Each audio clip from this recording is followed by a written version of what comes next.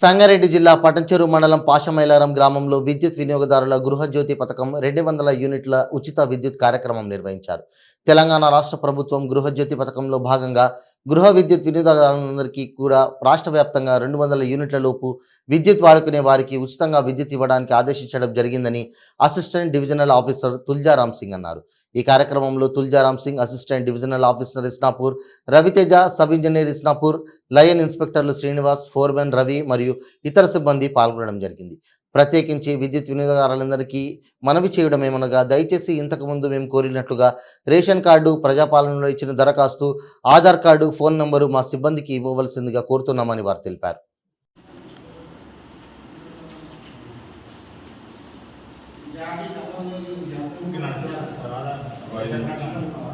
Mobile number इधर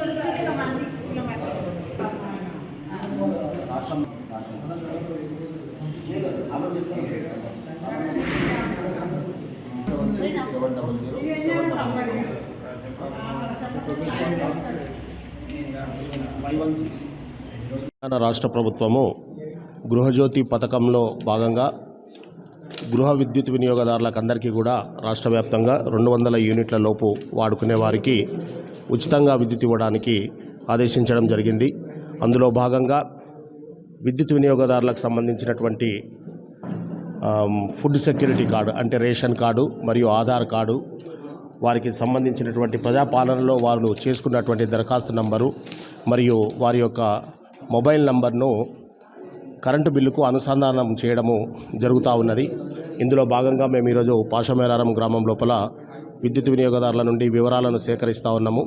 ఈ కార్యక్రమము 15వ తేదీలోగా మా ఇస్నాపూర్ సబ్ డివిజన్ పరిధిలోని అన్ని గ్రామాల లోపల పూర్తి చేయడం జరుగుతుంది. కాబట్టి ఇటువంటి అవకాశాన్ని సద్వినియోగం చేసుకోవడానికి విద్యుత్ వినియోగదారులు ప్రజలందరూ కూడా సహకరించి ముందుకు వచ్చి ఇంతకుముందు మేము చెప్పినట్టుగా రేషన్ కార్డు, ఆధార్ కార్డు మరియు ప్రజాపాలనలో ఇచ్చినటువంటి దరఖాస్తు రసీదును మరియు వారి యొక్క మొబైల్ నంబర్ను మా సిబ్బందికి అందజేయవలసిందిగా కోరుతా ఉన్నాము. ఈరోజు నాతో పాటు మా సిబ్బంది, మా సబ్ ఇంజనీరు మరియు మిగతా ఏఈలందరూ కూడా ఈ కార్యక్రమంలో పాల్గొంటున్నారు.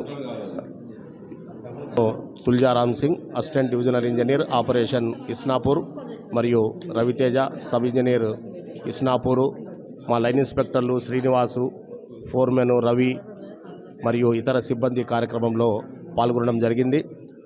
ప్రత్యేకించి విద్యుత్ వినియోగదారులకు అందరికీ ఇంకొకసారి మనవి చేయనది ఏమంటే, మీరందరూ దయచేసి ఇంతకుముందు మేము కోరినట్టుగా రేషన్ కార్డు, ప్రజాపాలనలో ఇచ్చినటువంటి దరఖాస్తు ఉన్నట్టయితే ఆ దరఖాస్తును మరియు ఆధార్ కార్డు, మీ మొబైల్ నంబర్ను, ఫోన్ నంబర్ను మా సిబ్బందికి అందజేయవలసిందిగా కోరుతా ఉన్నాము.